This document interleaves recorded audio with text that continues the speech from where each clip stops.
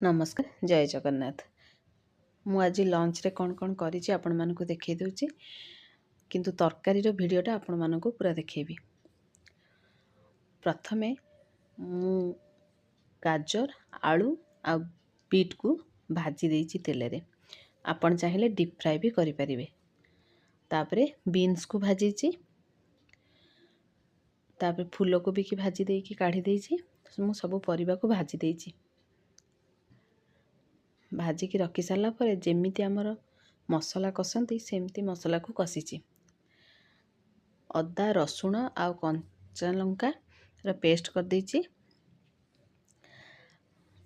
आ सेथिरे पनीर भी पकेइछि, किंतु सेटा पछरे वीडियोटा रहि जाइछि। पियाज को भाजी सारा पर अदा रसुण पेस्ट पकई देइछि।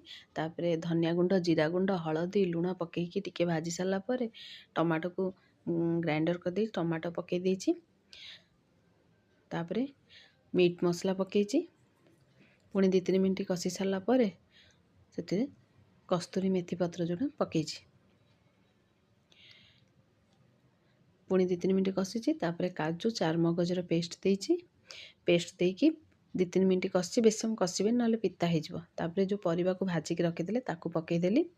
पकई 2-3 मिनट कषिबे। याकू टिके कषिबे काहे कि कषिले ही टेस्ट आसीबो।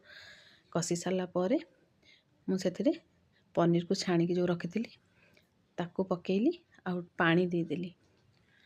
पानी देकी आपण जो जतिकी पानी रखिया को चाहिए से अनुसार पानी देबे।